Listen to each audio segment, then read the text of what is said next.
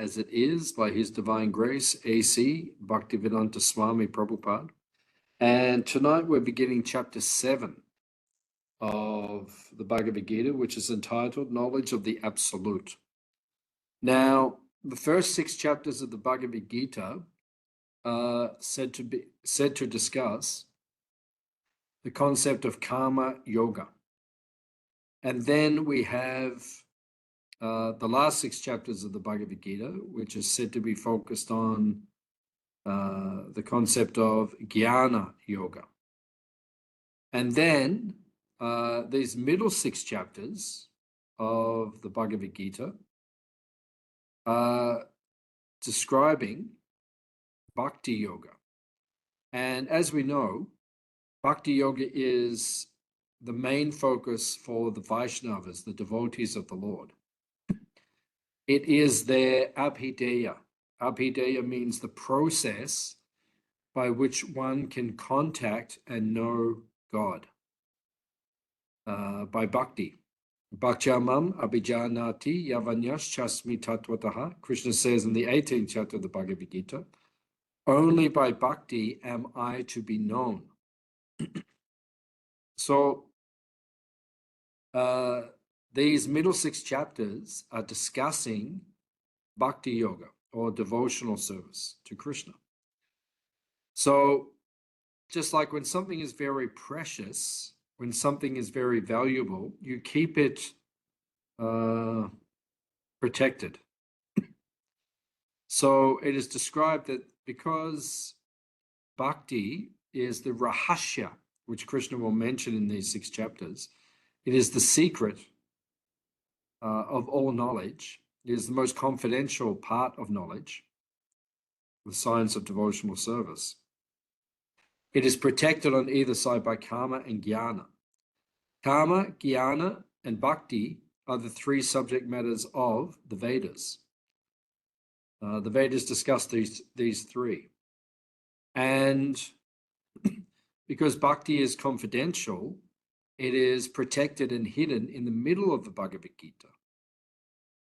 So Krishna begins the chapter by speaking about the science of bhakti, remembrance of him. In the last verse of chapter 47, of chapter 6, verse 47 of the Bhagavad Gita, Krishna speaks about the topmost yogi. And when he speaks about the topmost yogi, which is the devotee, the one who remembers him, which is the focus of every devotee, never forget Krishna, always remember him.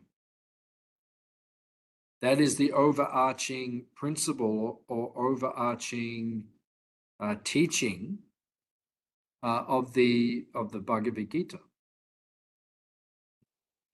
That is the overarching teaching of Vaishnava philosophy. Always remember Krishna, never forget him. Rupa Goswami explains this in the Bhakti Rasamrita Sindhu, the Nectar of Devotion. So bhakti is our ultimate focus because it leads to remembrance of Krishna, which is our goal. So Krishna speaks in the last verse of the 6th chapter about the devotee, and he explains the devotee always remembers him. Therefore, he's considered the topmost yogi. And when Krishna speaks about and remembers his devotee, becomes ecstatic. He becomes very blissful. This is God himself becoming very blissful and very moved by consciousness of his devotee, by remembering his devotee. So in this state of being absorbed in remembrance of devotee, Krishna becomes very ecstatic, and then he begins to speak the bhakti portion of the Bhagavad Gita. And he begins in other chapters leading up to this chapter. Arjuna will ask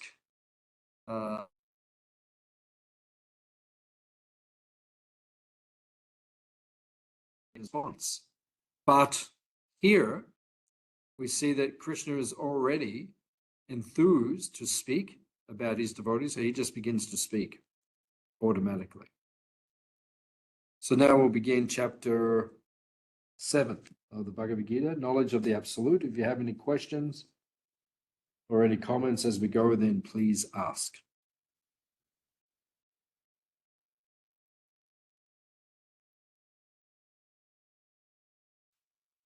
The Supreme Personality of Godhead said, "Now hear, O son of Pritha, how by practicing yoga in full consciousness of me, with mind attached to me, you can know me in full, free from doubt."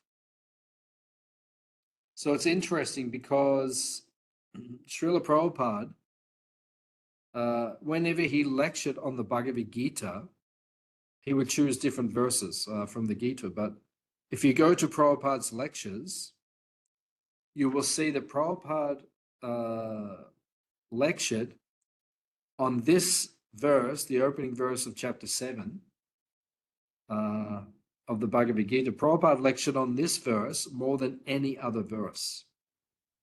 This was the most popular verse that Prabhupada would speak on. He lectured on this verse more than any other. And the second most popular verse was chapter 9, verse 1. So Prabhupada spoke mostly on, most of his lectures, it seems, were on this Bhakti portion of the Bhagavad Gita. So in the purport, Srila Prabhupada says that in the seventh chapter of Bhagavad Gita, the nature of Krishna consciousness is fully described. Krishna is full in all opulences, and how he manifests such opulences is described herein. So we're going to hear a description of the opulence of the Absolute Truth.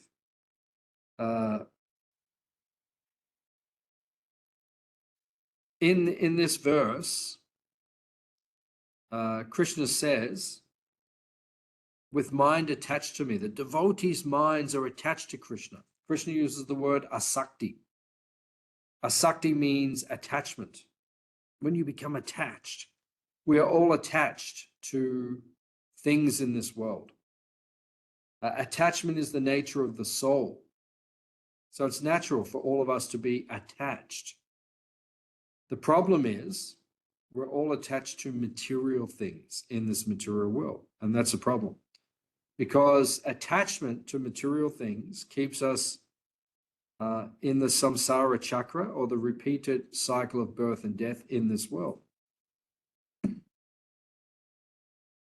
So we have to transfer our attachment, our innate attachment, from material things to Krishna.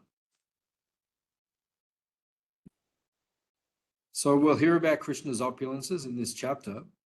This will allow us to be able to meditate on different opulences of Krishna, to meditate on Krishna in terms of his various opulences, so that we can remember him. Stimulations for our love for Krishna. Prabhupada then says, at the end of the 6th chapter, it has been clearly stated that the steady concentration of the mind upon Krishna, or in other words, Krishna consciousness, is the highest form of all yoga. By concentrating one's mind upon Krishna, one is able to know the absolute truth completely, but not otherwise. Everything is revealed to the person in Krishna consciousness. In complete Krishna consciousness, one knows that Krishna is ultimate knowledge beyond any doubts.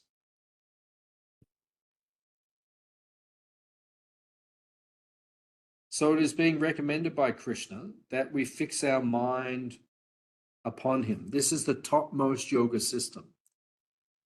If we can learn to think of Krishna, if we can learn to remember Krishna, smaranam, right? This is the goal of Krishna consciousness, to think of Krishna or to always remember Krishna, to never forget him. This is the topmost yoga process. So Krishna is going to speak about this, to encourage us to always focus on him.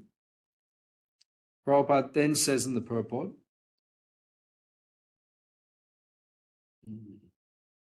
one should therefore begin yoga practice as directed in the last verse of the 6th chapter.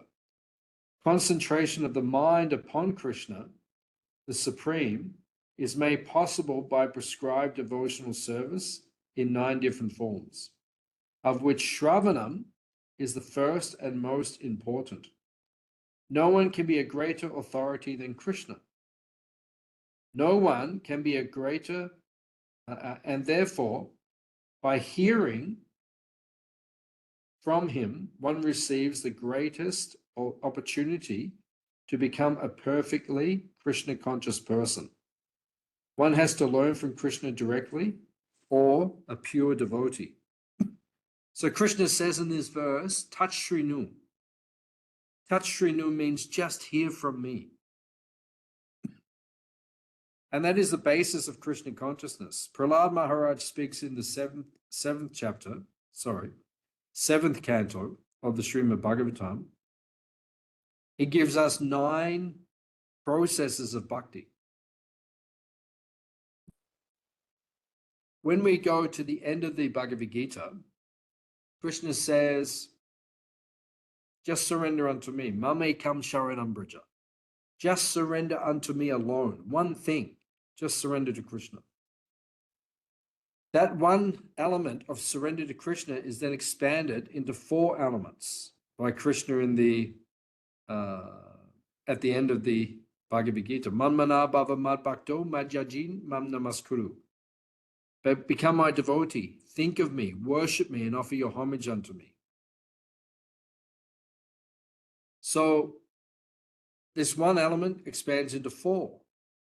Those 4 elements then are expanded by Prahlad Maharaj into 9 elements. Shravanam, Kirtanam, Vishnu Smaranam, Padasevanam, Archanam, Vandanam, Dasham, Sakyam, Atma Nivedanam. Right? 9 principal ways in which we can serve Krishna. And then Rupa Goswami takes those 9 and expands them into 64 angas, which are then mentioned in the Nectar of Devotion, the Bhakti Rasamrita Sindhu in chapter 6. 64 ways in which we can serve Krishna. So when Prahlad Maharaj in the 7th canto, when he discusses the 9 elements of bhakti, he begins with Shravanam. Shravana means hearing. That is the first item of bhakti. And here in this verse, Krishna says, Tat Shrinu, just hear from me. And as Prabhupada says, we must hear from Krishna and or the pure devotee who represents Krishna. So that is the process of how we become perfect. Shravana, hearing, kirtana, chanting about Krishna, which is our main Yuga Dharma. It is the principal way in which we connect to Krishna in this age of Kali. Hearing, chanting, which then leads to Vishnu Smaranam, or remembrance of Krishna. So that is the process. We hear, we chant, and then we remember Krishna.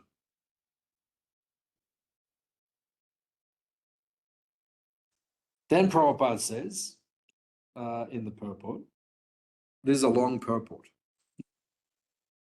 His Holiness Prahlad Nandaswami, one of our sannyasi gurus within ISKCON, he has remembered this whole purport verbatim. He's remembered every word. He's committed the entire thing to memory. So Prabhupada then says, the process of understanding Krishna is described in the Srimad Bhagavatam, 1st canto, 2nd chapter. To hear about Krishna from Vedic literatures or to hear from him through Bhagavad Gita is itself righteous activity. For one who hears about Krishna, Lord Krishna, dwelling in the heart, purifies the devotee who constantly engages in hearing of him. In this way, a devotee naturally develops his dormant transcendental knowledge. As he hears more about Krishna, he becomes fixed in devotional service. By development of devotional service, one becomes freed from the modes of passion and ignorance, and thus lust and avarice are diminished. When these impurities are wiped away, the candidate remains steady in his position of pure goodness, becomes enlivened by devotional service, and understands the science of God perfectly. Thus, Bhakti Yoga severs the hard knot of material affection and enables one to come at once to the stage of asamshayam, samagaram, understanding of Krishna. So, Prabhupada is quoting the second chapter of the first canto of Srimad Bhagavatam, Divinity and Divine Service. Prabhupada said this chapter, chapter 2 of canto 1 of the Srimad Bhagavatam, is so important we should memorize the entire chapter. That's how important it is. Why is it so important? Because the entire process of bhakti is established and described in that chapter. And what it describes in that chapter, which Prabhupada is mentioning here, is that when we hear about Krishna, Shrinvatam Swakata Krishna, Punya Shravanam Kirtanam, when we hear about Krishna, then we will, the heart becomes purified. And Prabhupada explains in these verses, Shrinvatam Swakata Krishna and Nashta Prayesh Vabhadreshu, these important verses. Prabhupada explains that Krishna will help the sincere devotee to cleanse the unwanted material contamination from the heart. So when we begin to hear and chant and remember Krishna through the process of sadhana bhakti, then Krishna helps the devotee by entering his heart and cleansing away material contamination.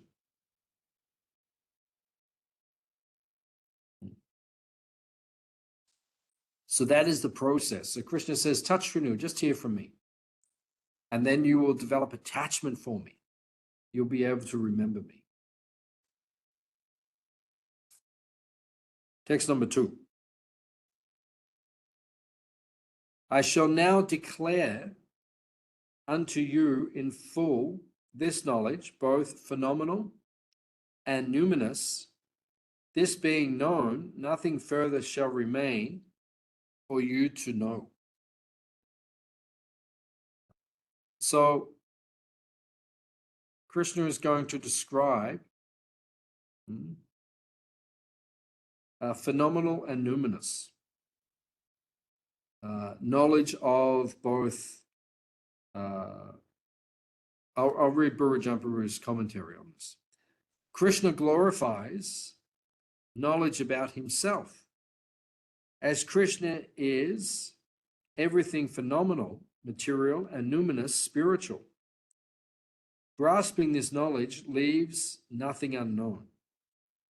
Srila Prabhupada explains, complete knowledge includes knowledge of the phenomenal world, the spirit behind it, and the source of both of them. This is transcendental knowledge.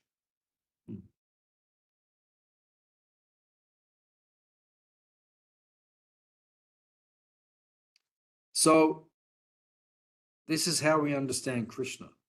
We understand Krishna by for example, when we study the Srimad Bhagavatam, the Srimad Bhagavatam is like an elaboration of the philosophy given in the Bhagavad Gita.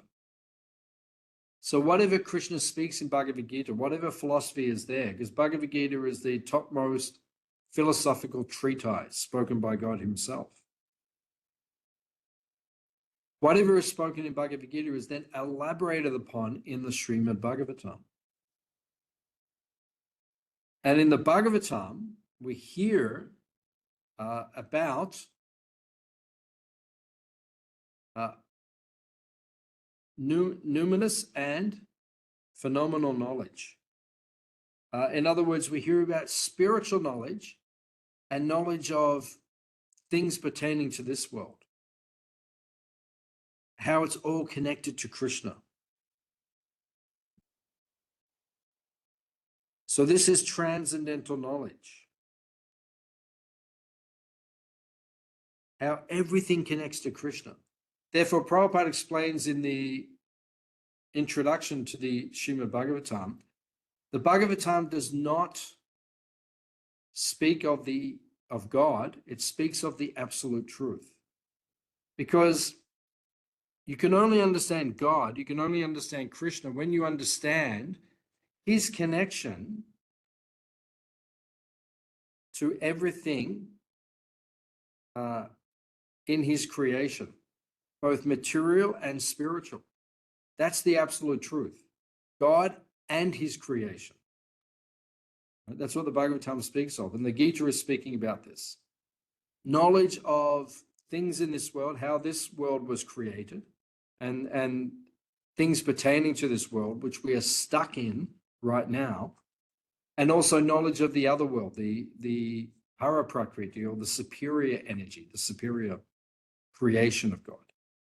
So all of this is spoken of in the Bhagavad Gita.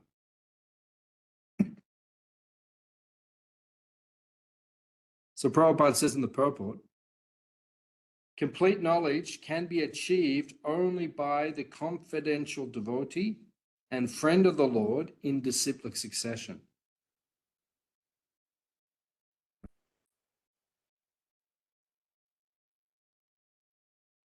The confidential devotee.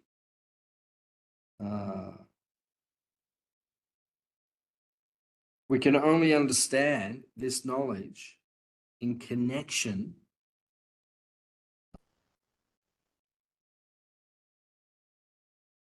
we can only understand all of this knowledge in the Bhagavad Gita when we develop a devotional attitude. Bhaktosi me sakacheti, Krishna says later in the Bhagavad Gita.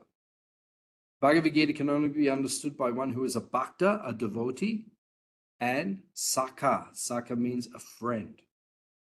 So when you are a friend, you have a friendly disposition towards Krishna, and you are devoted to him, then you can understand this knowledge, this spiritual knowledge, which is spoken of in the Bhagavad Gita. Prabhupada then says, complete knowledge includes knowledge of the phenomenal world, the spirit behind it, and the source of both of them. This is transcendental knowledge. When the cause of all causes becomes known, who is the only object for meditation in all types of yoga practice, then everything knowable becomes known and nothing remains unknown.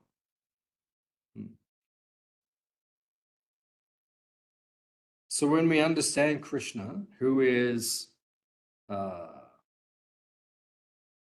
Anadya, Adya, Govinda, Savakarana Karana. Savakarana Karana means the cause of everything. When we understand Krishna is the cause of everything, spiritual and material. Aham savasya prabhavo mataha savam pravartate. I am the source of everything, spiritual and material. Krishna says, the wise who perfectly know this render service unto me.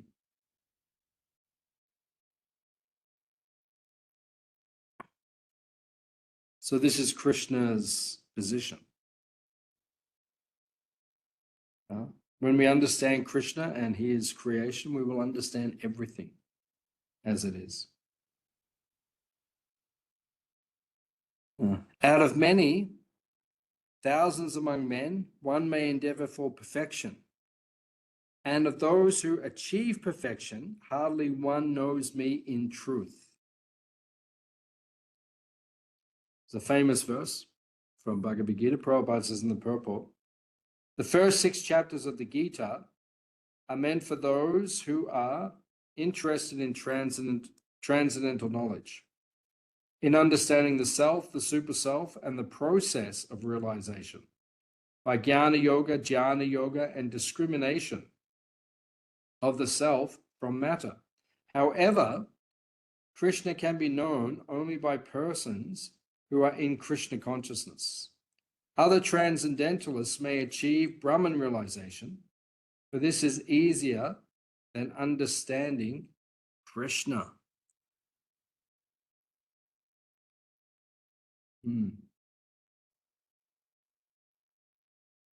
So, this middle portion of the Bhagavad Gita teaches us how to understand Krishna by the process of bhakti, which is the most efficient way to connect with God, to connect with Krishna. Prabhupada then says, generally mankind is simply engaged in the animal propensities, namely eating, sleeping, defending, and mating. And hardly anyone is interested in transcendental knowledge. Out of many thousands, one may be sufficiently interested in transcendental realization.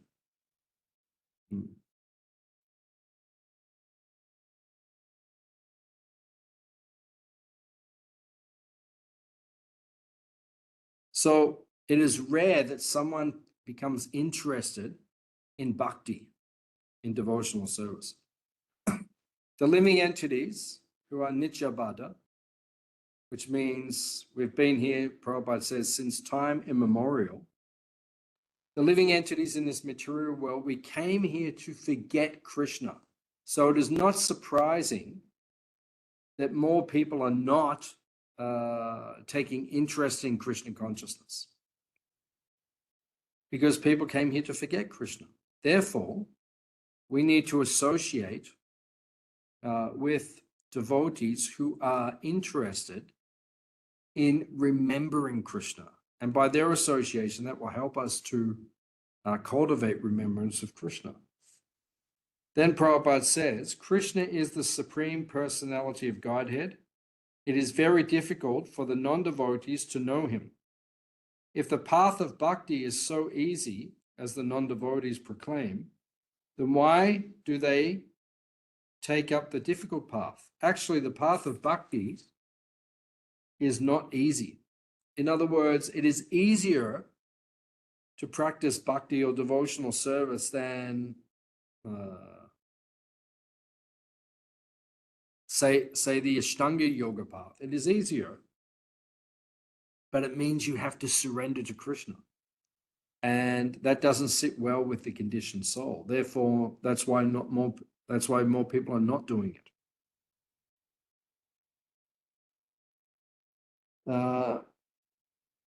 Prabhupada then says, one should therefore begin yoga practice as directed in the last verse of the 6th chapter. Concentration of the mind upon Krishna, the Supreme, is made possible by prescribed devotional service in 9 different forms, of which Shravanam is the first and most important. One has to learn from Krishna directly for a pure devotee to become a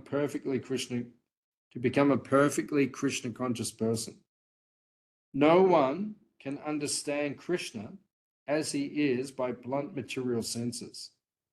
Complete knowledge can be achieved only by the confidential devotee and friend of the Lord in disciplic succession.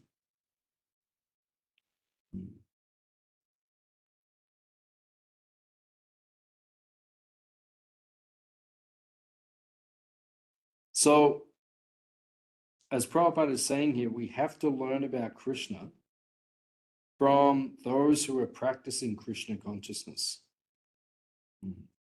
Because they will teach us how to remember Krishna. Right? Bhaktya sanjayate bhaktya, which means bhakti comes from bhakti. It manifests from bhakti. How do we receive devotion or bhakti? We receive devotion or bhakti from those who have bhakti. In other words, if someone has devotion and we associate with them, we can also cultivate bhakti or devotional service, right? That's the process. So we need to associate with those who have devotion, have bhakti. And by associating with them, we will also cultivate, we will also find bhakti within our consciousness.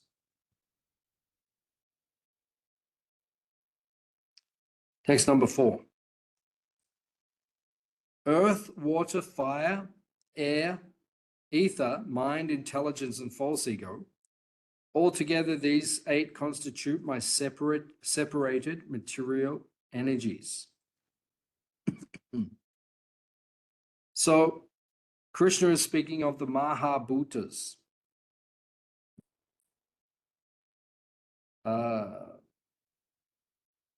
These are his material energies. This is separate from him.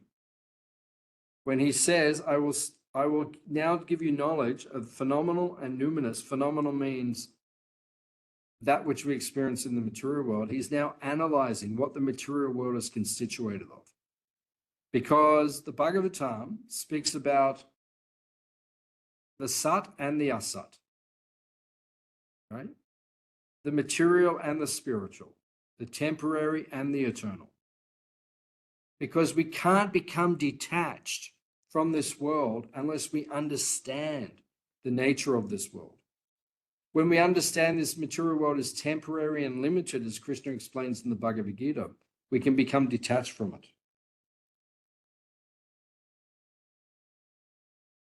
Prabhupada says in the purport that the science of God analyzes the constitutional position of God and his diverse energies. Material nature is called Prakriti, or the energy of the Lord, in his different Purusha incarnations. Anyone who knows these 3 Vishnus can be liberated from material entanglement.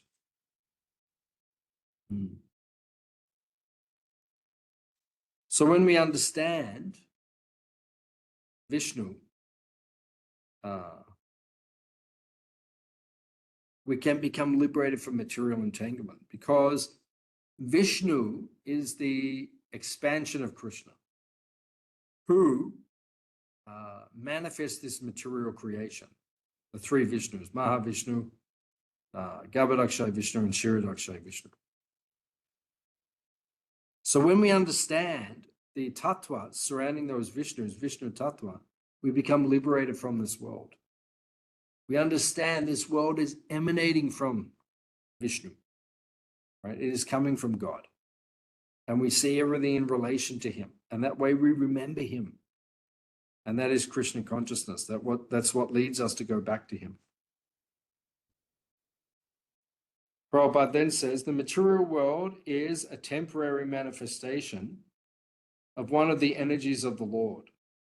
All the activities of the material world are directed by those 3 Vishnus. Generally, one who does not know the science of God assumes that this material world is for the enjoyment of the jivas, and that the jivas are the purushas, the causes, controllers, and enjoyers of matter. This atheistic conclusion is false. Krishna is the original cause of the material manifestation.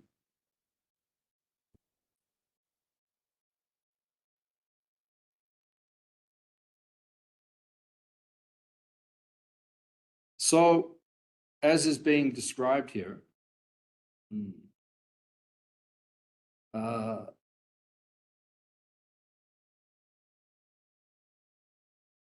all of this material world is the energy of the Lord. And that's how we need to see this world. Nirbandha Krishna Sambandhe Yukta Vairagya Uchyate. It is Krishna's energy. It's meant to be used in Krishna's service. But the jivas in this world, they take on the mood of Purusha Bhav. Purusha Bhav means the consciousness or the mentality that I am the enjoyer. I am the enjoyer of this material creation. That's how the jivas or the living entities see this material world. It is meant for my enjoyment. That's the disease that everyone has in this material world. It's all meant for me to enjoy. So when we develop the consciousness that it is Krishna's energy and it is meant to be used in his service, then we become liberated. We become Jivan Mukta. So that is the consciousness we need to cultivate.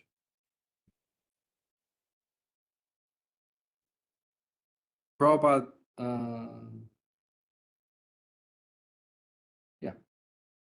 text number 5. Besides these, O mighty armed Arjuna, there is another superior energy of mind, which comprises the living entities who are exploiting the resources of this material inferior nature.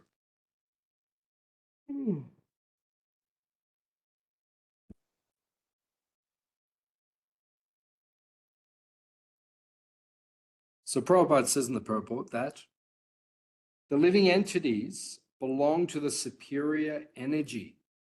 Energies are always controlled by the energetic, and therefore the living entities are always controlled by the Lord. They have no independent existence.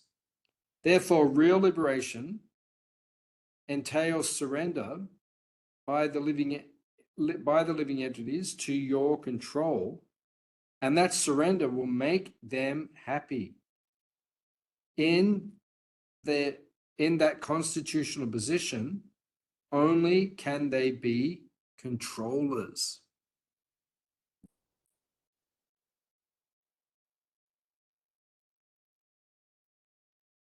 So it is being mentioned here, as Krishna says, there is another superior energy. He's talking about the jivas. The Bhagavad Gita has 5 principal subject matters. That's spoken of by Prabhupada in the introduction. There is Ishvara, the Lord himself. There is Jiva, who is being spoken of here, who is marginal to Tatastha Shakti. He can be in the material world or in the spiritual world, according to his consciousness. Then there is Prakriti, right? Energy, the spiritual world, the material world. Kala, the time factor. Karma, which is the activities the jivas perform in this world. These are the 5 subject matters of the Bhagavad Gita. So, the jiva is the Lord's energy. We are created in the image of God. We are spiritual, just as Krishna is spiritual, but we are Anu, he is Vibhu. He is unlimitedly powerful. We are just Anu, which means very small. So we can only be happy when we are connected to Krishna. When we give up our position of trying to enjoy separately from him, of trying to be separate from Krishna. When we have this consciousness of being separate, then we cannot enjoy in this material world. We will suffer. So Prabhupada explains the living entities belong to the superior energy. Energies are always controlled by the energetic, and therefore the living entities are always controlled by the Lord. So we have to understand our constitutional position. We can only be happy when we are serving Krishna, not when we're trying to enjoy separately from him.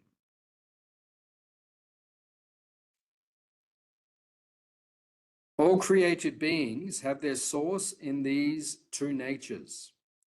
Of all that is material and all that is spiritual in this world, know for certain that I am both the origin and the dissolution. So Srila Prabhupada explains, everything that exists is a product of matter and spirit. Spirit is the basic field of creation, and matter is created by spirit. Similarly, the entire cosmic manifestation of the gigantic universe developed because of the presence of the Supersoul Vishnu. Therefore, spirit and matter, which combine to manifest this gigantic universal form, are originally two energies of the Lord. And consequently, the Lord is the original cause of everything. And Krishna, the Supreme, the cause of both the big and small souls. Therefore, he is the original cause of all causes.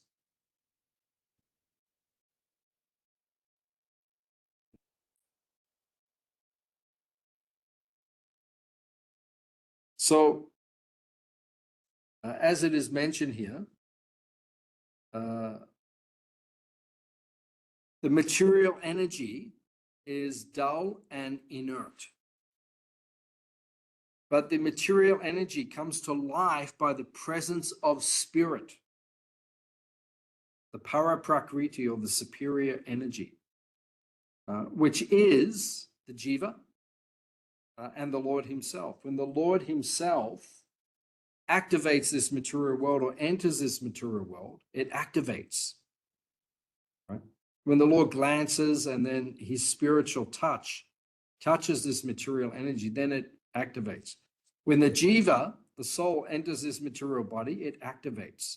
So spirit causes matter to become activated. Otherwise, it is dull and inert by nature. O conqueror of wealth, there is no truth superior to me. Everything rests upon me as pearls are strung on a thread.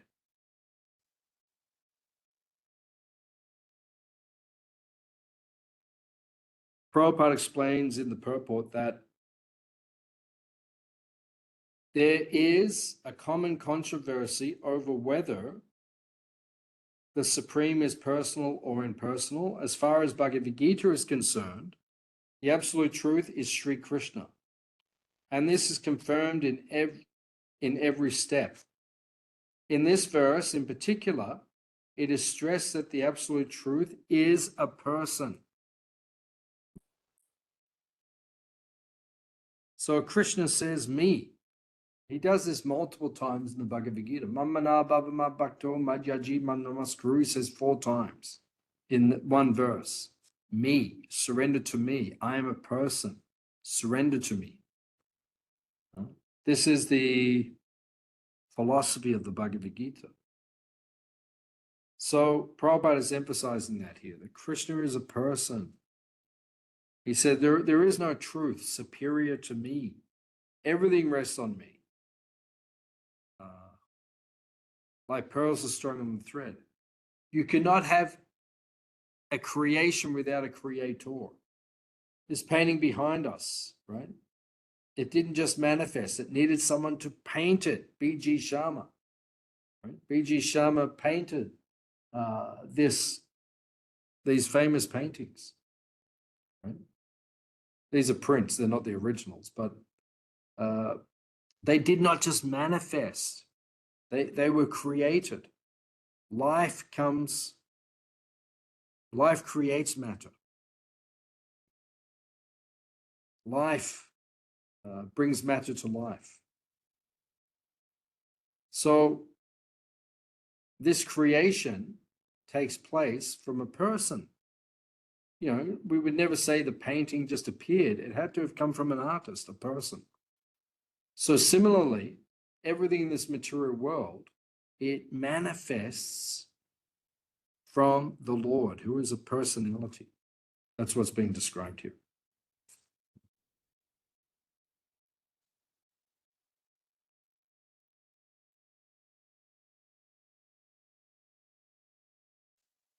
Text number 8. O son of Kunti, I am the taste in water, the light of the sun and the moon, the syllable Om in the Vedic mantras. I am the sound in ether and the ability in man.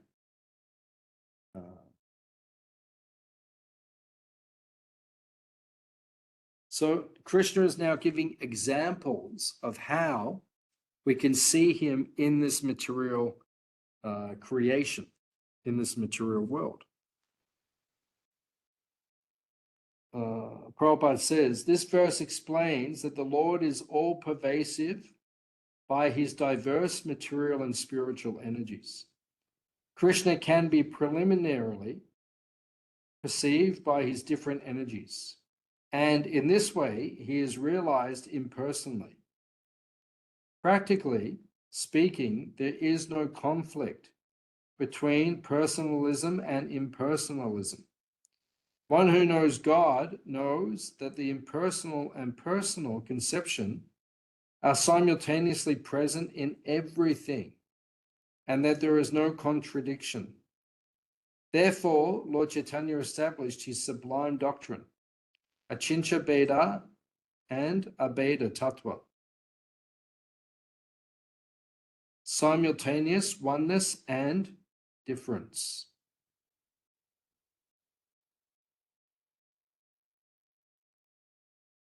So, Krishna is everything, but he is separate from everything. That is Achincha Beda, Beda Tattva. That is the absolute truth. That is the perfect understanding of God and his creation. Krishna, everything is Krishna's energy, but he is separate from it. Right? That is Achincha Beda Beda Tattva. Simultaneously one with, but different from everything. That is the absolute truth. That is the supreme philosophy of the absolute truth. So Krishna says, I am the taste of water. So when we taste water, we can think this is Krishna. Even one time, one drunkard, he was drinking wine and Prabhupada saw him. Prabhupada said, and when he left, Prabhupada said, if he just thinks Krishna, the taste of this wine I'm drinking, that is Krishna, Prabhupada said, he is making advancement in Krishna consciousness. Not that we should drink wine or these things, but the point is there that a devotee has to learn to see Krishna in everything. Everything should remind him of Krishna. The light of the sun and the moon, the syllable Om. I am the sound in ether and the ability in man. So wherever we see any of these opulences, this is Krishna. This is knowledge of the absolute. I am the original fragrance of the earth, and I am the heat in fire. I am the life of all that lives, and I am the penances of all ascetics. So Prabhupada says in the purport, in Krishna consciousness, we become aware that earth, water, fire, air, and every active principle, all chemicals and all material elements are due to Krishna. The duration of the man's life is also due to Krishna. Therefore, by the grace of Krishna, man can prolong his life or diminish it. So Krishna consciousness is active in every sphere.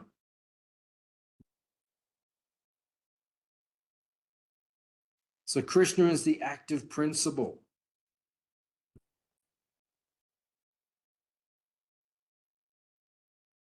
As it says here, I am the fragrance of the earth the heat in the fire, the life of everything that lives, the penance of the ascetics. Wherever we see these opulences, we can remember Krishna. This is all coming from him. It is a spark of his splendor. O son of Pritha, know that I am the original seed of all existences, the intelligence of the intelligent, and the prowess of all powerful men.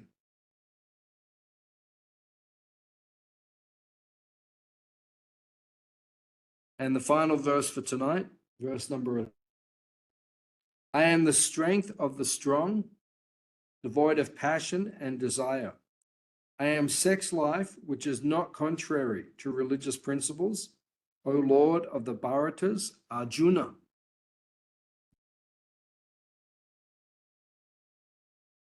So Prabhupada says in the purport, the strong man's strength should be applied to protect the weak, not for personal aggression.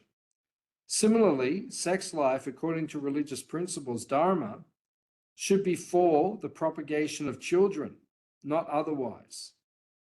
The responsibility of parents is then to make their offspring Krishna conscious.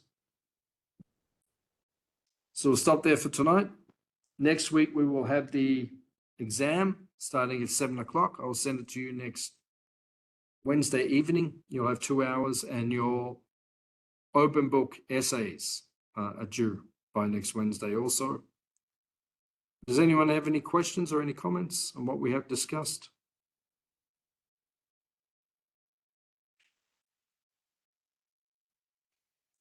Thank you all for coming. Srila Prabhupada Ki Jai. We'll see you soon. Hare Krishna. Hare Krishna. Thank you, Babu. Hari Bol. Hare Bol.